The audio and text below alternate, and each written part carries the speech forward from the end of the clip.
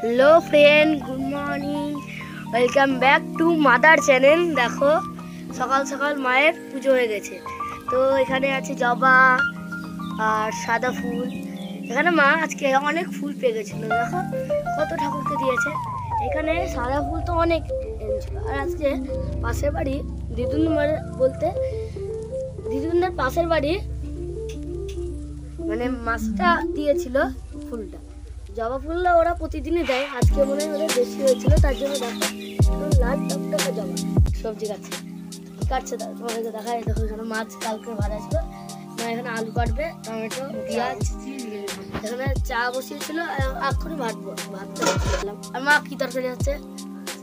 বাটা মাছের তরকারি হবে। বাটা মাছের তরকারি। এখানে মাছটা বললাম তোমার মাছ আছে, এটা দিয়ে তরকারি হবে। এখানে আছে রুটি। দেখো এখানে মা সকাল সকাল বাসন ধোয়া হয়ে গেছে। আর ঘর তোমাদেরকে দেখাই, থাকতে থাকে। তোমরা এটা ভাবছো তো এখানে কি আছে? এখানে লাইটিং আছে। আমাদের পুজো হয়ে গেছিলো কিন্তু লাইটিংটা জ্বালিয়ে রেখেছিল সবজির জন্য। দেখো এখানে পুজো হয়ে গেছে। এখানেও তোমাদেরকে দেখাই। তো এখানেও দেখো পুজো হয়ে গেছে, প্রদীপ মা জ্বালিয়ে নিয়েছিল। তো এখানে লাল জবা আছে, সাদা ফুল আছে। এখানে মা তো দেখতে পাচ্ছ, এটা আমার হচ্ছে জন্মদিনের শিব ঠাকুর, দেখতে পাচ্ছ। এই দেখো। আর নীলকণ্ঠ, দেখো নীলকণ্ঠ বললামই তো তোমাদেরকে, নীলকণ্ঠ অনেক কটা দুটোর মতন পেয়েছিল।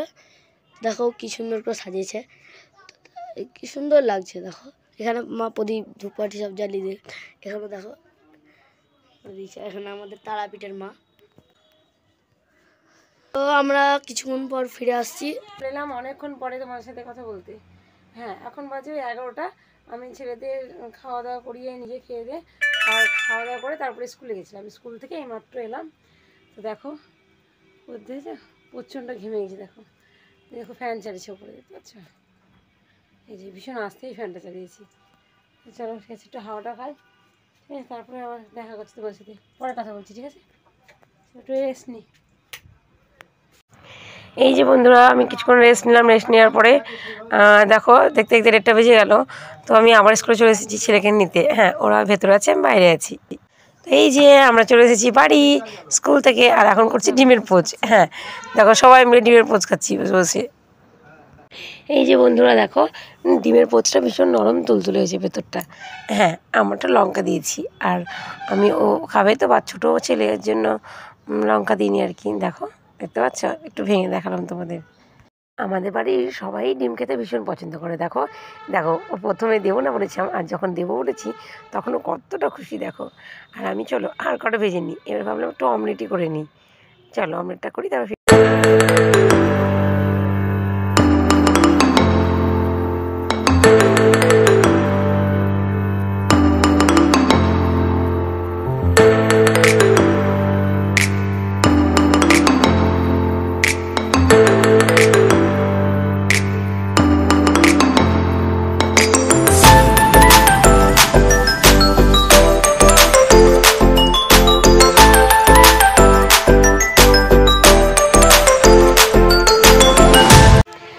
বন্ধুরা দেখো, এই যে এখন হয়ে গেছে সন্ধে। আর এই মধুপুর বাজারে এখন আজকে খিচুড়ি খাওয়াচ্ছে। তো আমরা চলে এলাম। দেখো এই যে হচ্ছে আমাদের ভোলে বাবা। আমরা ছোটো থেকে এখানেই অঞ্জলি দিই আর বাবার মাথায় জল ঢালি। আর এখন পাড়াতে একটা মন্দির হয়েছে কাছাকাছি, তাই ওখানেই জল ঢেলেছি এবছর আর আগের বছরে। চলো এবার বাবার প্রসাদটা একটু খেয়ে নিই।